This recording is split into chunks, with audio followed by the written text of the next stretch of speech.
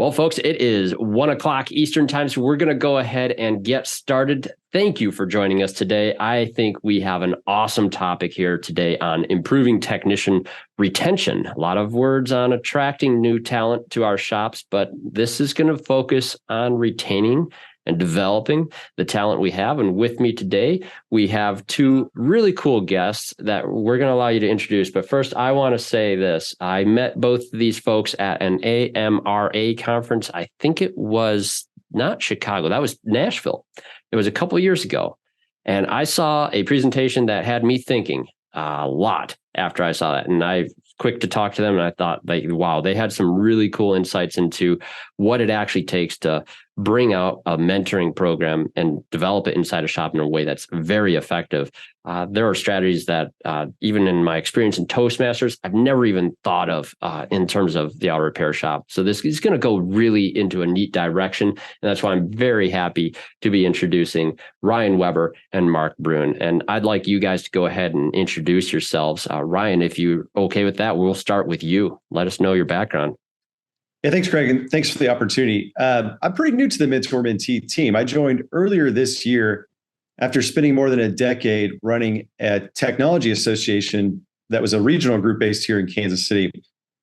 And by the way, always been a car person, and I grew up with the industry. My dad actually worked for Western Auto, which was, for those of you old enough will remember Western Auto as the parts and automotive retail store in the country for a long, long time, and then several acquisitions and name changes later. But entire career, I mean, growing up in the industry, family vacations revolved around visiting Western Auto shops around the country. So even though I don't come from this industry, I come from the technology industry. There were similar problems. One of the main focuses of the association I ran was workforce development programs. And folks, I got sick of talking about the problem and was eager and searching for solutions to the problem. And there just weren't many. It's something when we talk about workforce shortage and labor shortages is quite overwhelming. One of the first things we did before I stepped down as CEO of the KC Tech Council was launch an apprenticeship program. So I've got a lot of experience in this category, and I was so excited to have found Mentor-Mentee. One of my former board members from the Tech Council is the founder of Mentor-Mentee. So it's been a very exciting opportunity to be involved with what we believe is a solution, by no means the solution. It's a very complex problem, but it's great to run a tech company that helps people. And that's very fulfilling, and that'll get you out of bed in the morning. So Craig, thanks again. And we're excited to get started. No, that's great. Yeah. Family vacations for me usually involved dad or grandpa pointing out transmission shops along the way. So very familiar with that scenario. Great. Mark, welcome. Thanks for joining us. And I'm going to make one quick note. Mark is also one of the members in our Toastmasters club. Had a great time getting to know you there. Let us know some of your background. Craig, appreciated. Always good to have the president of your Toastmasters club evaluating your speech within his company. So that's a treatment. I'm Mark. I'm the business development manager here at Mentor-Mentee. And I mean, my whole life has been a mentoring experience, more or less. And so the fact that, I'm passionate about helping technicians really in this industry that are just looking for a chance, looking to grow their skills, achieve that same outcome as I did. Because I wouldn't be sitting here in front of you fine folks if it wasn't for that. I've been a part of this team from the start, and boy, have we learned a lot. And we're excited to share a lot of that with you all today. So Craig, thank you so much. Let's do this thing. Let's get rolling. All right. No, this is great. So I love this topic, and I don't want to waste any time getting to it, except I really like the science part of our webinars where we take the audience poll. And we asked some interesting questions. I think that it's worth looking at just briefly here. We asked, does your shop have a mentoring process to all the registered attendees for this webinar? And I think the results for me were really surprising, because I don't usually dive too much into this topic. What do you guys think? Was this on par with what you're seeing? Ryan, you go. Yeah. I love this sort of comment, because whether informal or formal, no one really gets to an experienced place in a skilled profession without somebody else's help. So mentoring is going to always be a component of this experience, whether it's formally created or not. Some of my best mentors didn't know they were my mentors. So this sort of comment doesn't surprise me, because we see that quite often. We also find that when it's yes, it's not quite the way that we would define a mentorship program. But if that experience is in place, that's still very positive. a great quote there. Nobody gets to an experienced place without someone's help. I like that. That is going in a quote with your name on it, Ryan. Very nice. No problem. No, that's good. And then the other question we asked was, do you have a tech or advisor that is a good mentor? And I asked this one because I've seen one of your presentations before on what does make a good mentor. And I think that this was pretty cool. Now, not a lot of people necessarily had a concrete policy, but they have identified someone that they think is going to be a good fit to help cultivate the talent that's coming up in the shop. And it's an interesting word choice, Craig. Good. Not necessarily great, not necessarily poor, but a good mentor. And a lot of times, especially in the independent world, we only have so many technicians to pick from, right? So we have to get at least to that level of good. And then, boy, there's plenty of ways to get them to great and beyond with the right structure and process, for sure. Now you got me thinking. I should have asked another question, where do you have a good tech that makes a bad mentor? I know a few, and I've had some people on my own team before that I was over eager to give an apprentice to, and they weren't ready to receive them. And that created some tension. And I didn't think about it in the same way until I had heard your presentation either. So I think anyone who's experienced something like that, I think you'll like what we have to present here. So at this point, I'm going to go ahead and say, Ryan and Mark, take it away and let us hear what you have to say on this topic. I'm intrigued, and I think our audience will be as well. Thanks, Craig. And I'll kick it off. So thank you for the opportunity to present on this topic. I mean, it's important because what we're seeing right now in the world of technicians is a labor shortage. We're not going to talk too much about it, but what we're going to talk a couple unique components about that shortage. And in many ways, in certain locations, it's a crisis because we're unable to retain the thousands of young people who are raising their hands saying they want to have these jobs, go into the industry, but there's challenges all around. And when Mark and I describe what we do for a living, in fact, when my friends ask me what I do, it's complex. But in many ways, what we're doing at the highest level is that we are the engine that's powering the transfer of wisdom from one generation of technicians to the next. That's incredibly important because even though we can document and record every step involved with every task with a vehicle, there's still wisdom or intellectual or intelligence or intellectual property too, that institutional knowledge that needs to be passed down that's simply not written somewhere. So, Craig, we talked about that quote earlier, but I do firmly believe that. I mean, it's very difficult to reach the level of a master technician without somebody guiding you and mentoring you along the way. And believe it or not, technology can make that experience more streamlined and effective, especially with using a tool like Mentor Mentee. But also at a very basic level, the problem we're solving is that most mentoring programs, which again, is mentor good? I mean, that's often what's described, because those programs lack plans, training, and feedback. Specifically, if the boss comes around and says, "How's the mentor experience going?" It's always thumbs up. It's good, boss. That doesn't really tell you much about the experience in general. And without that process and system in place, even though these traditional programs have been around for probably since the beginning of time, in fact, apprenticeship programs are documented in the Bible of all things. So they've been around since we've needed to replace workforces. So apprenticeship programs, mentorship programs, long time, been around. Today, it's a little different because now we have so many different tools and resources to track that with a process and a system to make the experience a much higher quality. And I'm not going to go through all of these. Mark is actually going to go into a lot more detail in each of these 6 steps. But there's also a difference between traditional mentoring, which is basically matchmaking. You're paired with someone more experienced. You meet every so often. You talk about things. And again, things are always good. But with technical mentoring, what we're describing is a much more detailed process. And we've been able to narrow it down into 6 steps. Each one is incredibly important to the success of the program because they play a vital role in what we all want to see occur, which is greater retention and a better experience for new technicians. And our platform today is available in every format you can deliver an application. So we've got a web-based application. as well as its availability with Apple and Android. So you could use it on an iPhone or an Android phone or a tablet or an iPad or a laptop, whatever device you're using in your location. We want to make sure it's available because things change quickly in today's world. And in many ways, it's because of technology. But for all the young people, especially, I mean, really everybody, we've got one of these devices. We might as well be able to use that to make our work experience much more effective too. So Mark and I are going to talk about a couple of different things. We are going to talk a little bit about the current state of the shortage, but unique aspects of it.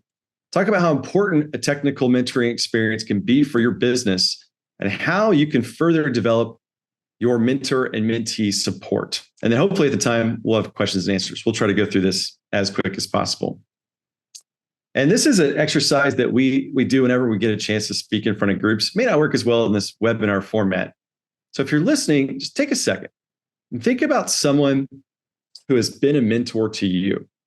And maybe think about what some of those values that immediately come to mind about that person. And often what Mark and I find when we present this is that if we're in a work setting, we often mention leaders from our work, a boss or an owner, whatever that may be, or manager. But if we get outside of that work setting, at the very basic level, the first person that typically comes to mind is the first person who thought more of you than you did of yourself, and potentially challenged you to expect more of yourself and accomplish more. Yeah. Also, these folks tend to lead by an example that you want to live by as well.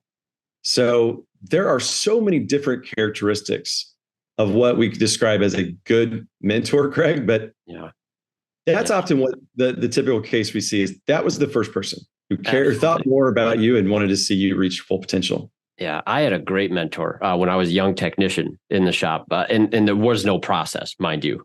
The guy, his name was Phil Green. He might even see this as a recording here. I don't think he's on today, but he's working with one of our clients, Chapel Hill Tire. He's a manager of the store now, but for 10 years, he worked for our family business. And this guy cared about everyone, but he was funny. And I wrote down funny was the first thing I wrote because, but they bring joy to the work environment, right? There's this positivity that was in that element there. Skills beyond skills, fastest technician that I've personally ever met. And he was encouraging that level of skill. Like, he didn't recognize it as some special thing on him, but he was encouraging everyone else that hey, the same abilities are there. And I tested myself against that model all the time, and we would share and exchange ideas and tips and tricks. It was the perfect environment for me to eventually thrive in. Really, really cool. Craig, thanks for mentioning that because the environment is critical, right? And I read an article recently that struck me because it was outlining a unique study that showed that there's nobody that affects your mental health more than your manager or your boss. And there were so many reasons why, but unlike in our personal lives, you can't quite always be direct like you would with a friend or a partner in life, but you can't be that way with your boss and manager. So that environment, those leadership qualities and traits are incredibly important. And thanks, because what I'm really trying to get everyone listening to this is in the mindset of mentorship. And what we know too, there's always an ROI. When a company invests in their people invest back in that business. We know that it helps reduce turnover rates. We know that those programs have a higher retention and job performance. And we also, most importantly, that third bullet, this is critical because if you're going to provide a mentorship experience, think about how important it is to get that right from the very first day, because those who are experiencing that program for the first time as mentees will become your future mentors, ideally. So if you can provide that structure, use a tool to track their progress, that's very important because you want to continually improve that program because those folks are going to be your future mentors. And you can solve a lot of problems from the start by structuring it correctly. Now, the environment we're working with here is a challenge, right? We know that there's a significant number of experienced technicians who will be retiring in the very near future. And basically what this screams to me is a soapbox I've been on recently and sharing whenever we get the chance. But I firmly believe this, that in the near future, just the next couple of years, What will separate the haves and have-nots, or shops that are successful and those that are not, is whether or not they can train in-house. Simply because we have a large number of our current workforce retiring and a slow trickle of new entrants. One way we can track that is how many people are completing these technical programs that exist in the US. And thank goodness for TechForce who's measuring this. But what we find is that most of the companies and locations we work with, the first go-to to find new talent is to go to one of those programs and hire the best student. But that well is dry. If everyone's drinking from it, there is no trickle anymore. Yeah. So we have got to make a shift. We simply can't rely on the education system to effectively train our future workforce. And it also hurts expectations. I mean, as a business owner and you hire someone right out of school, you would love for them to be producing value from day one. They have not had that experience yet. Even though they've graduated, they probably got a certificate, they say they're ready, things change very quickly. Vehicles change very quickly. And it's likely that the equipment that they were educated on is very different than what they're going to be working on in your shop. So it's just not realistic. Yeah. So I'd say this very seriously. The haves and have-nots in the future will be those businesses who can effectively train in-house and will not need to rely on the education system. And there are so many reasons why this is the case. There's a huge number of challenges in the education world: the cost, the interest amongst young people, their awareness of what these careers are like. Those factors are overwhelming. But what we do know is that it's not the opportunity we thought being a one-stop shop to go find your next technician. We got to look elsewhere because the crisis challenge, which is that we've got a bit of a turnstile here. Yeah. Where we've got a number of technicians. Again, there are still thousands of young people that are completing those education programs, entering into the workforce. But what we also know is that 41% of new technicians leave within the first 2 years, never to return. Yeah, that's startling. Go ahead, Craig. Sorry. No, and this fits. I've talked to some shop owners who are new to the industry themselves and running their shop that came from other industries like research and labs and that sort of thing. And the turnover was shocking once they came into this environment compared to other professions. Yeah, I mean, even if you look at the fun picture we put up here with this turnstile, the door's always open. And I think it's up to the leaders of each location to decide how open that door will swing. And, again, mentorship programs are a critical component to that.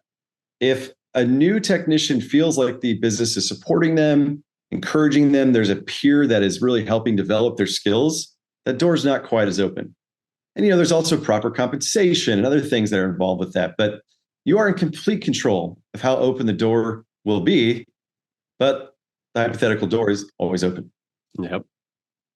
Essentially what we're talking about is that a change is going to have to come. And I know change can be perceived as a dirty word, but this graphic is meant to be humorous, but I'm sure we can all think of rooms like this with similar people who make decisions about our futures. And in some cases, there are problems that if we don't even try to solve them, they just go away. Yeah. This is not one of them. No, for sure. Hey, Ryan, we had a good question from Chris. Is there any data on the 41% to suggest any difference between techs entering through a dealer versus an independent? No, but that would be very interesting to know as well. I would be curious to see that I would be too. I think that's an excellent question. I'm sure there's some data out there, but that's one of those things too. It feels like our industry hasn't really even been measuring this component of the problem successfully at a micro layer to understand it. It's difficult.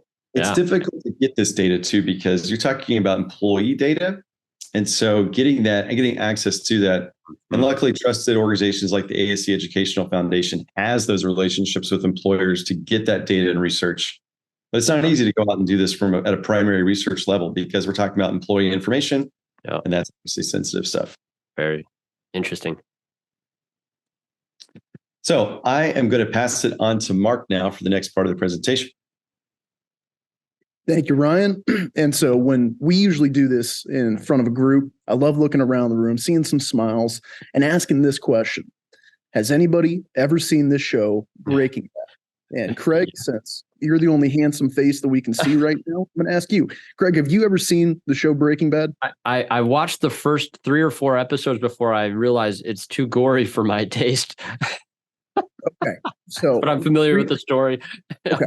So for our attendees here, could you just, in a brief synopsis, a couple of sentences, tell us what Breaking Bad is about? Yeah, basically a school teacher becomes disgruntled and he starts to go sell methamphetamines and becomes really, really, really good at making pretty much the best meth anywhere, and develops quite a little racket for himself, I think, until he gets busted in the end, I'm pretty sure.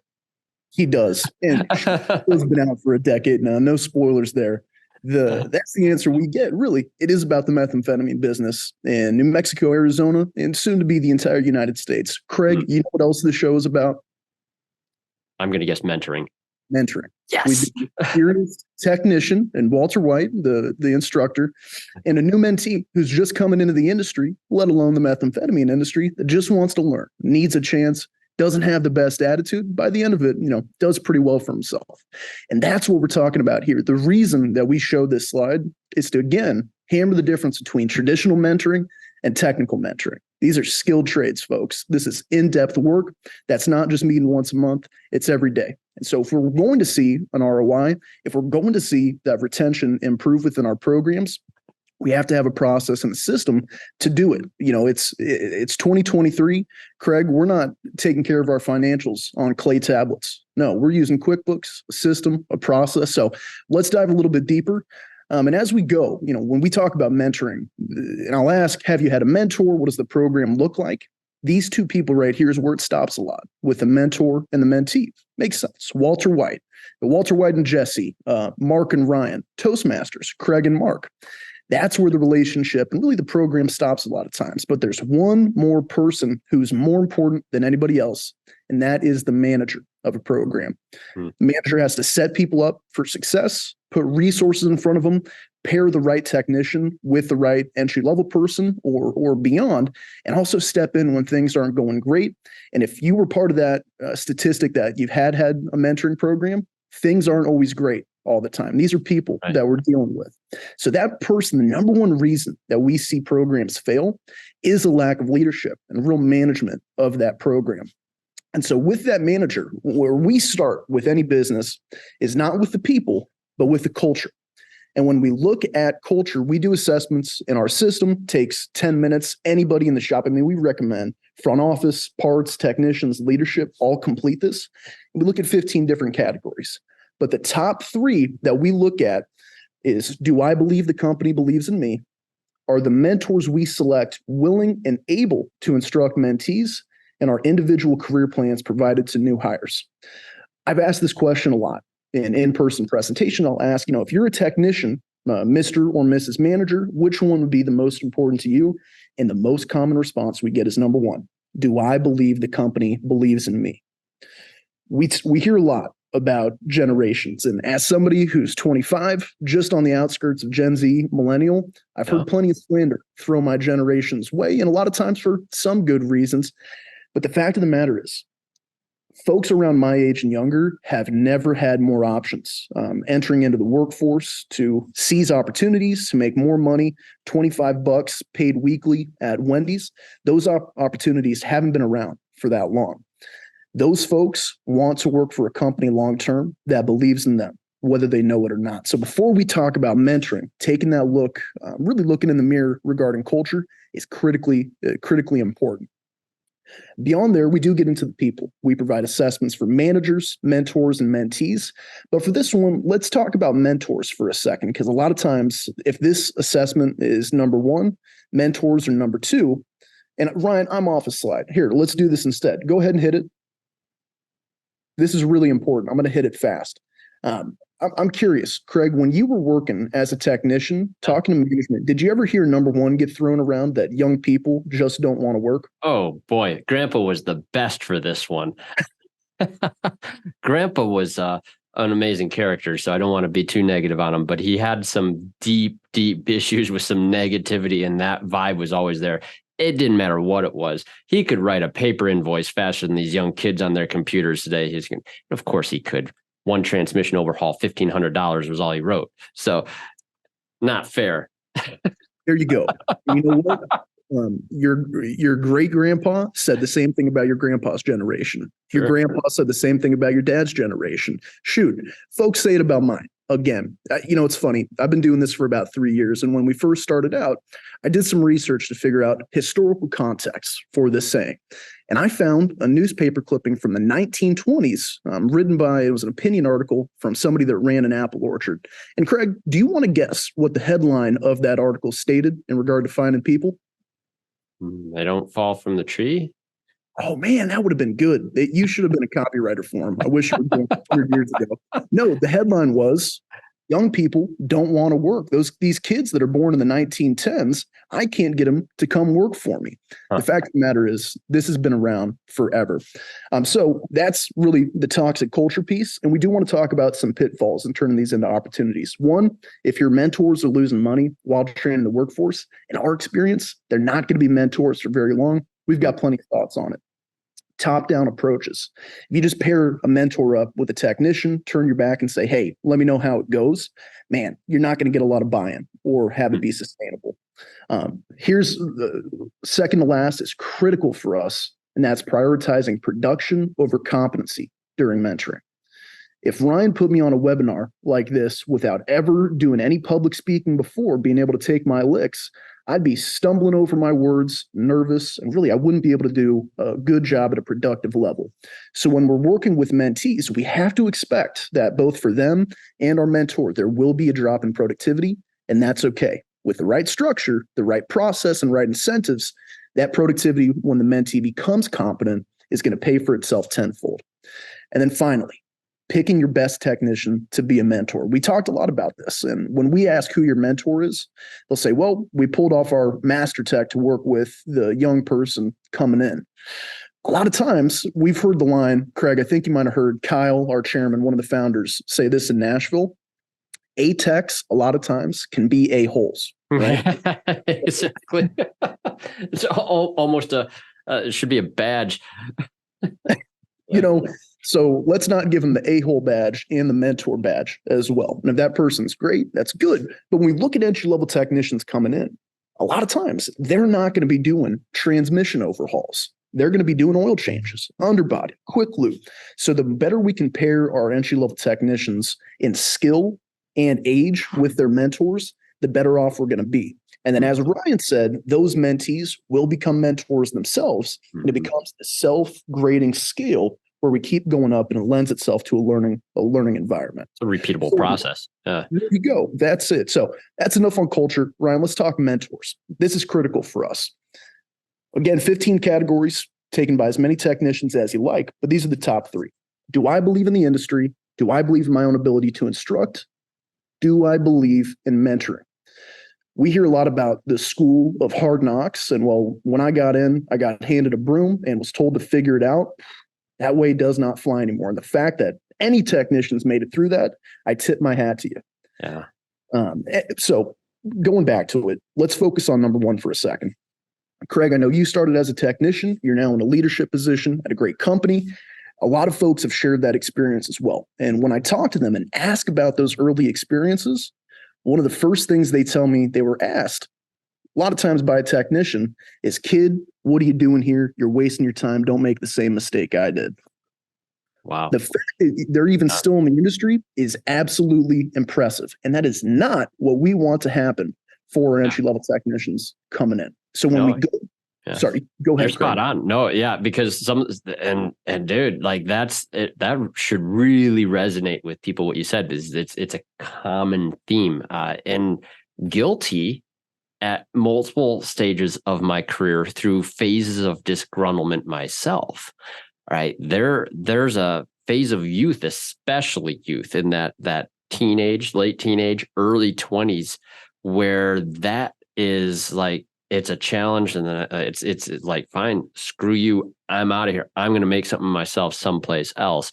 And that is, we're giving too much struggle. And struggle is not a bad thing. Overcoming is fine. But when you're discouraging it, saying it's not worth the struggle, you're taking away the meaning of the struggle, which is something that most people can overcome on their own. So it takes a lot of chutzpah for the person that's experiencing that stuff to stick with it, or worse, sometimes where I felt that I stuck with it at points in my career where at the darkest times was like, I had started to believe a message that I wasn't worth anything better. And that's also a real bad spot to find yourself. And fortunately, good mentors do come along and change can occur. But gosh, that's the miracle. That's the magic that sometimes we don't do anything different that we're counting on. Just a real special gem coming in and saving the day. That's it. And I can't wait for the slide to come up on finding Eagles. We'll say it. But nice. Craig hit the nail on the head. Mentoring's not perfect. And we got to begin with the end in mind. So beginning with the end in mind, when we talk about recruiting, the number one answer when I ask, where do you go get entry-level techs from, is from a CTE program. And that's career technical education. The one thing I'll say, if you go and work with a school in your area, refer to it as a CTE program. We've started, our start a long time ago was with career technical education programs. Instructors don't like the word VOTEC. Refer to it as CTE. But as Ryan showed, that's dwindling. So what are some other options we have to go and recruit from? One's related industries. Folks that might be disgruntled in collision, diesel, aviation, wherever it may be. Aviation's a great one. My son actually has a shirt from his school and it says CTE program. And I had to ask him literally this last week, what's CTE? I hadn't seen that before. And it's this special darker blue shirt that they all have in the seniors. He's a senior this year in their drone program for this advanced drone program. And he had a booth that he was managing with the school to try to attract talent. They have their drones out and everything else. But that shirt, that badge of honor that is, it really stands out in the school that they're in this advanced career education program. I think it's really cool. And he's so proud of it too. It's awesome. Sure thing. Well, I think it's really important because the stigma behind folks that are going into programs like that is that, oh, they must be slow, they can't pay attention in class, when in reality, they've got different learning styles, different things they're interested in. And totally. Yeah. And so when we look at it, career and technical education is critical. It is career and technical education, but also look at service industries. The example I like to use is, let's say you're at McDonald's getting your morning coffee. There's a young person there that hands you it with a smile, asks how your day is, and then sends you on their way. If they can be positive in that environment, imagine what they can do in your business with the right training. You can teach the technical, always be recruiting, and always look for soft skills. Another area there is veterans, of course. Do what you can to support those folks that have done a lot for our country. And I'm going to throw in a ringer here at the end. And we did this last week to about 60 to 100 different folks. And that's to go recruit from formerly incarcerated individuals. I'll keep it short. We work with an apprenticeship program based out of California that is specifically designed for these folks. These folks that exit the jail system might be recovering addicts from whatever it may be. The most common job they can get through the state is sorting paper clips. And if you spend some time in jail for a small mistake you made a long time ago, of course, nonviolent, non-sex offender status, and you're going to sort paper clips, it's not going to be long before you're back in that same position. We've heard many success stories of these folks being their hardest workers because all they need is a chance. So look beyond CTE and always be recruiting. Here it is. Eagles don't flock. I was reading Ross Perot's biography here, and the line that stood out to me, oh man, I'll tell you what, somebody who cares about people, Eagles don't flock. The people that you want, you need, are not going to show up at your door with every skill in the book. You have to go and search for them. Avoid a cookie cutter mentality. Really, that lines up pretty well. Look for people who love to win, and if you can't find people who love to win, find people who hate to lose. The amount of students that I've met in my life who have never had greatness expected of them, have never had an award, simply are looking for a chance. So when we talk about them, there really are mentees, a person who's looking for wisdom, experience, guidance from others, but it comes with a warning. There it is. Learning can't be forced upon somebody who's not willing and able to learn. Craig, I'll give you an example.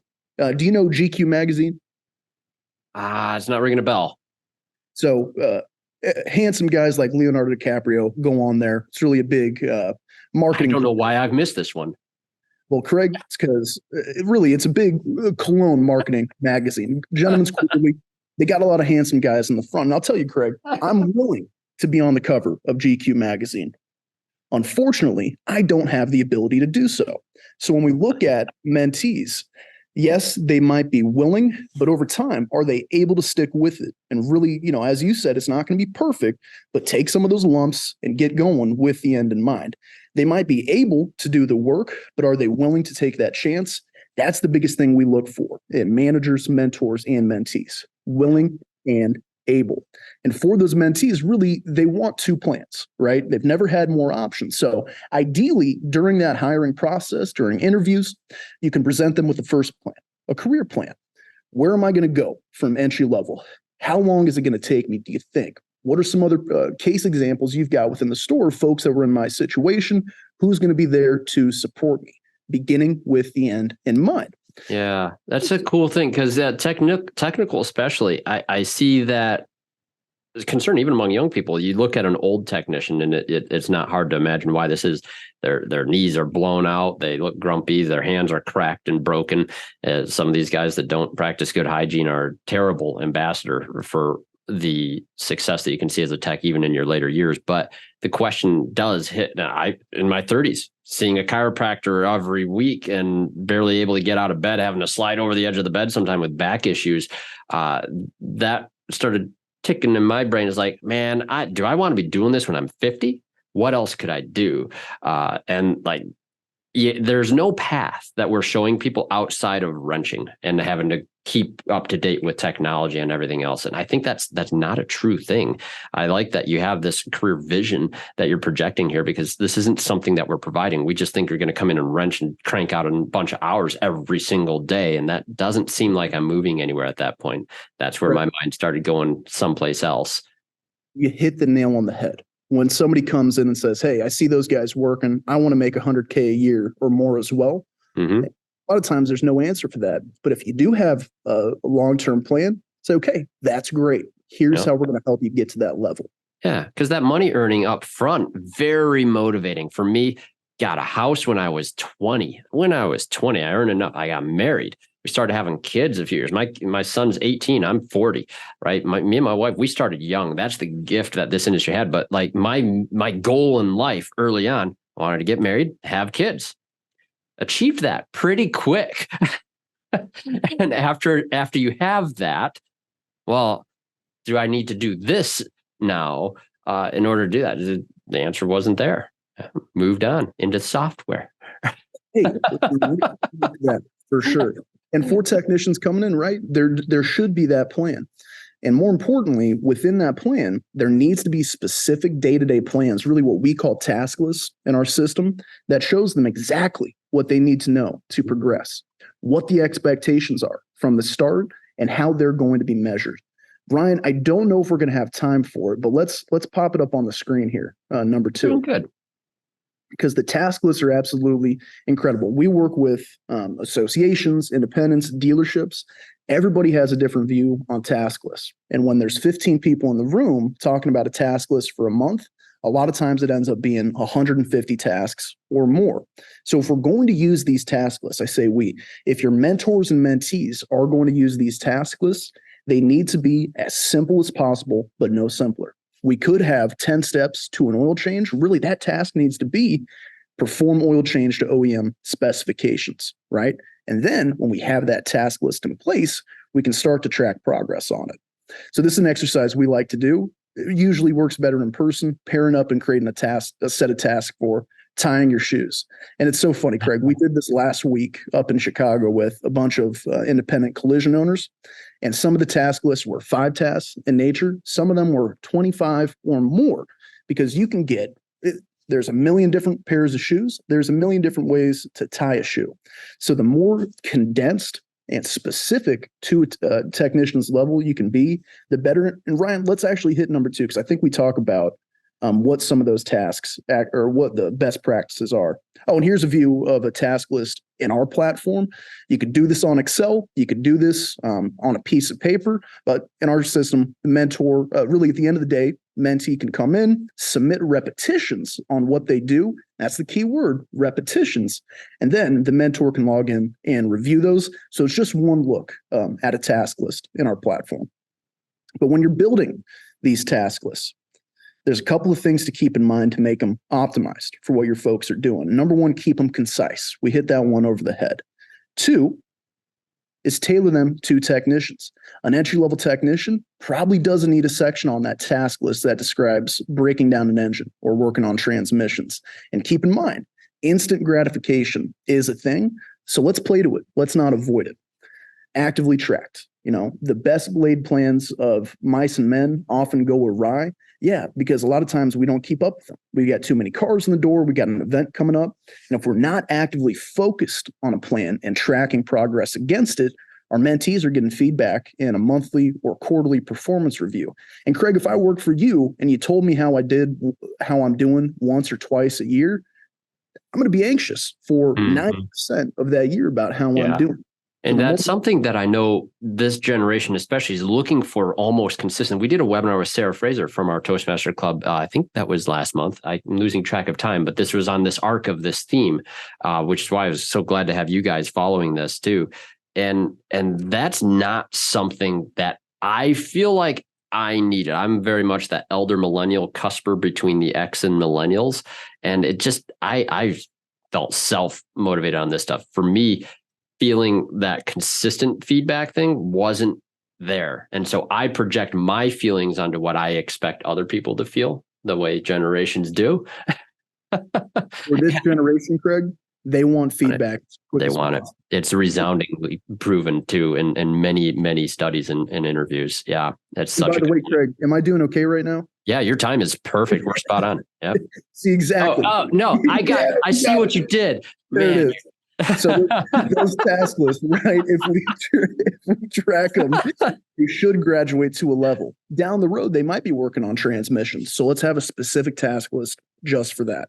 And I think overall, if you can incentivize them along the way, that plays into the both instant gratification and that end result, that end desired state that we're looking for as well. I wrote that down, that instant gratification piece, especially. I mean, this generation too, one thing that's almost universal, it seems like, is some element of appreciation for games and gamification. And there's a reason I think that that's attractive to young people, especially as you have instant gratification all the time.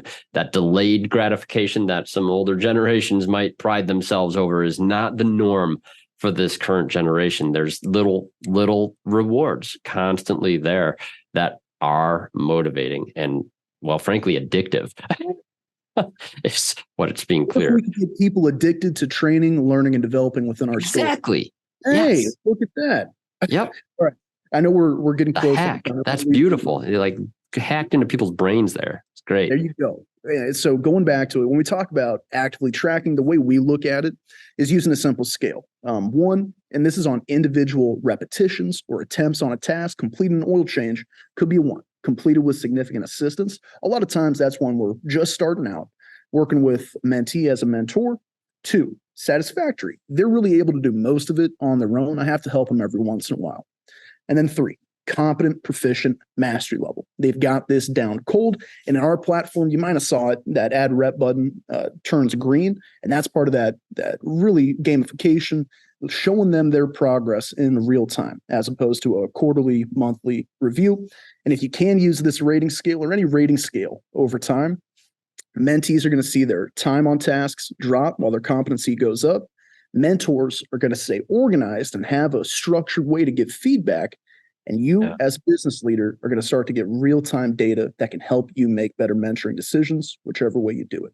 Yeah, and that sort of tracking seems important too, because that's one of the areas where when I had that technician that I mentioned earlier that was frustrated with apprentices, like the sentiment that I got from him is like he doesn't have time to babysit someone, and that's the concept that I feel like guys who are being asked to help instruct people, like I have to be focused on the things that I'm doing. You talked about it earlier with the you have to still be productive and stuff. Prioritizing production over this is a topic we may want to discuss further. But this is keeping that guy a spot of reference where he doesn't feel like he has to actually be watching this guy all day long, worried about something that's going to go on. It feels like there's almost this, not a remote element to this, but he just knows where he is with this guy. That's a gift. And it helps improve accountability too, because when you get this data flowing, Craig, you can start to use it to your advantage, analyzing it and basing some rewards off of it. So going back to your mentor example, it's interesting. One of the reasons he probably felt he didn't have time to babysit is because he wasn't being compensated for lost time. Right. If our mentors being compensated and creatively, incentivized to do this, to train our workforce, again, they're not going to be mentors for very long, and we can't expect them to be. Yeah. Well, it's what's interesting too. Like even in the system, that instant I had, we paid our guys hourly. They weren't flat rate at all. So technically, they make the same amount regardless of what they produce. But every technician I've ever known wants to produce and loves being efficient, the good ones. and this is one of those guys. So they feel like they're not being as productive as they need to, and they feel bad as a result. Yeah. And if you have that structure, if you sit down with a mentor and help set some of those expectations, this is going to be part of your role if you're willing to do it.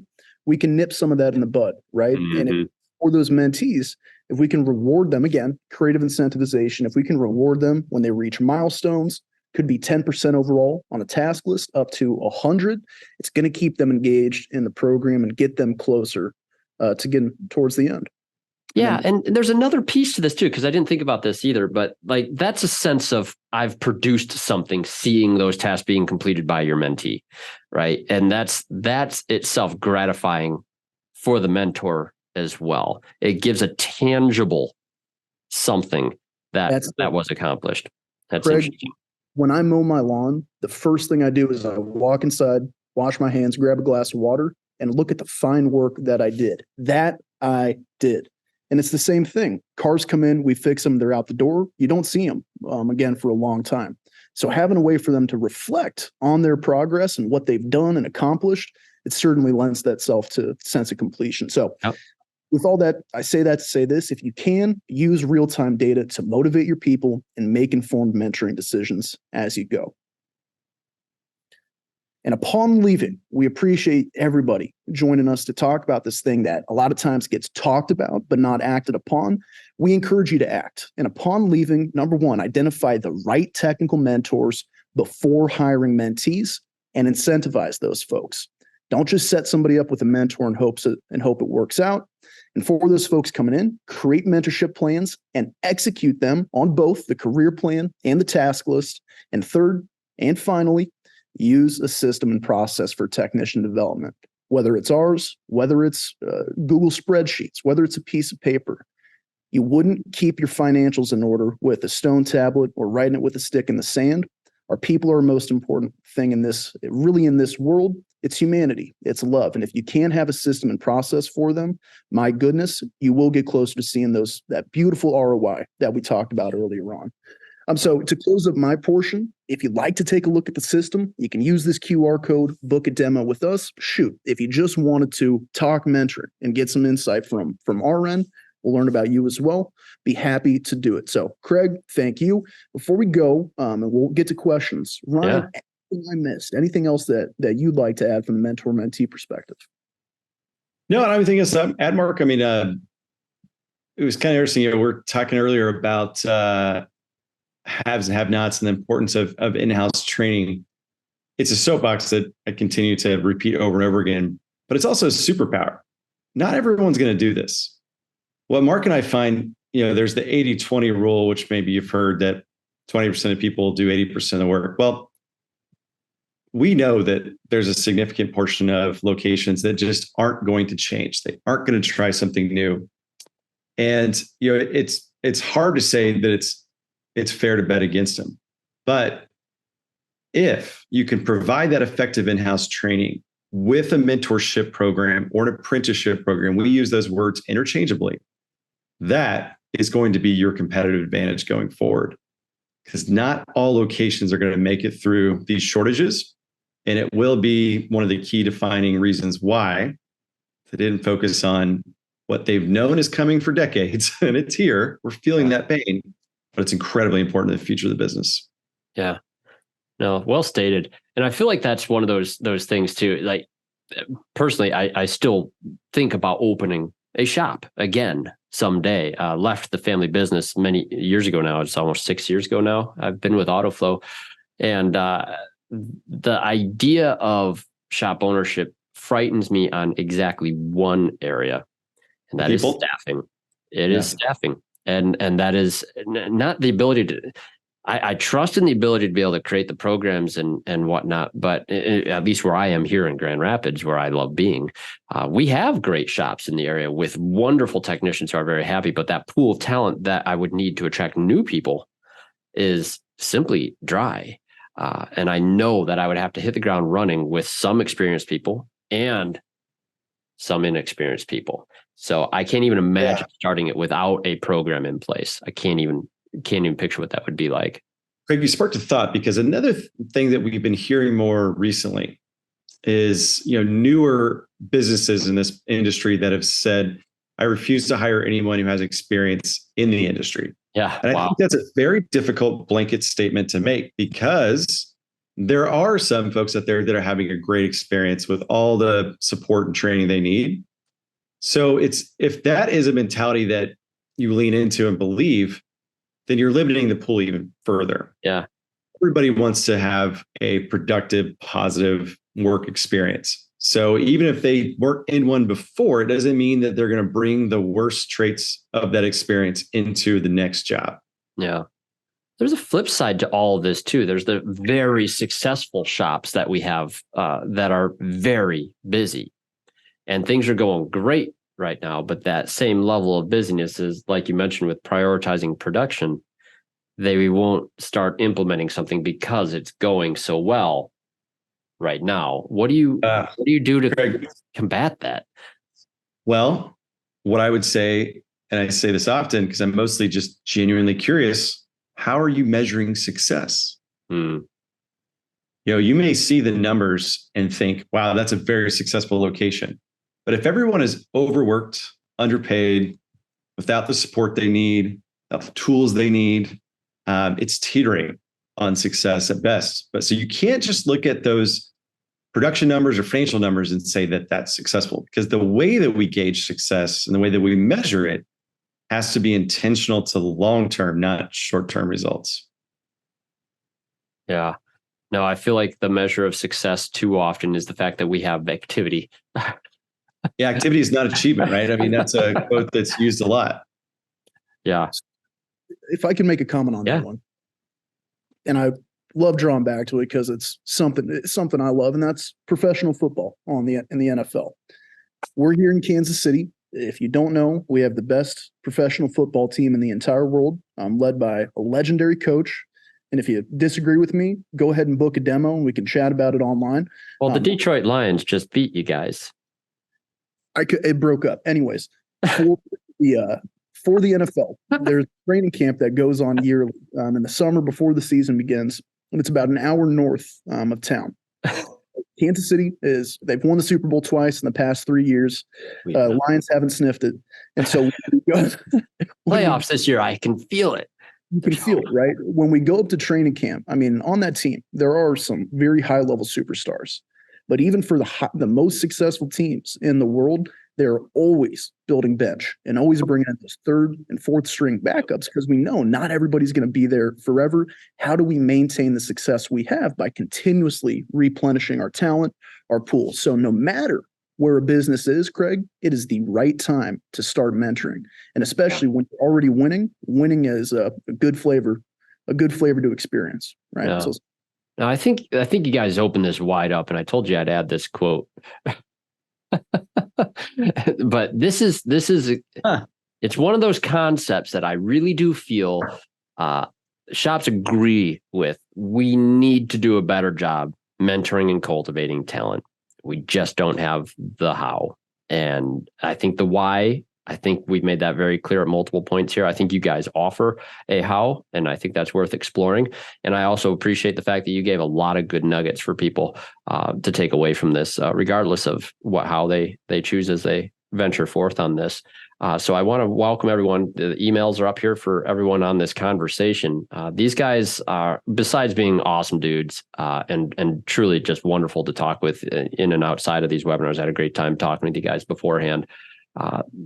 I think they're a valuable resource. So please feel free to reach out to them. I think you guys are all cool with inboxes filling up with people asking great questions, correct? You bet. Great. Any closing remarks you guys want to leave anyone with? Craig, thanks again for the opportunity. I mean, we'd love to share this message because we know not everyone is going to be investing in a tool like ours, but you have to invest in a program that can effectively replace your workforce, or it's going to be replaced for you. And it is almost black and white, just like that. But thank you again for the opportunity to present today. Yeah. Yep. Excellent. The last thing I'd say, Craig, is we talk about the industry, right? Fixing problems together at the whole, whether it's in your local community or whatever it may be, the best way to make national impacts is to start with, your own area. So if we can start a wave of getting people to think in this light, boy, that technician retention is going to be a thing of the past, and we can move past from it. Yeah, so everyone talks about changing the industry. You be the change, right? That's it. Yeah. So that's Craig, great. Thank you everybody for attending, and hope you have a great rest of your day. Oh, this is great. Thank you, Mark, for being here. Thank you, Ryan, for being here. Mark, thanks for your participation in the Toastmasters Club. There's so much to talk about on the mentoring journey that's inside of that club too. Need a whole separate topic for this, but working on great communication and speaking skills. I'm on a rant these days where AI is really trying to be promoted in this industry as a solution to some of the problems that we have. And there's something that rubs me real wrong with some AI type solutions where and it's all to do with the very first letter in the acronym A, which is artificial, and we're losing some authenticity that only a human being that's learned to communicate and truly cares about another person and conveying that level of care and feeling that comes from a human, not a machine, right? There's plenty to this, but I think we're rushing headlong into an era where the engagement between a mentor and a mentee and that human interaction is going to become the thing that differentiates us and ensures our success as a value to your community and society. And I think those skills are worth developing on every person. Yeah. Join that Toastmasters Club. Heck yeah. Be the difference. Agreed, awesome, Craig. Dude. Thank you guys so much. I look forward to hearing from any feedback on anyone that wants to hear more on these topics. I'll give you your afternoon now. Thanks, Mark and Ryan. We'll see you guys next time. Thank you. Thanks. See you now. Bye.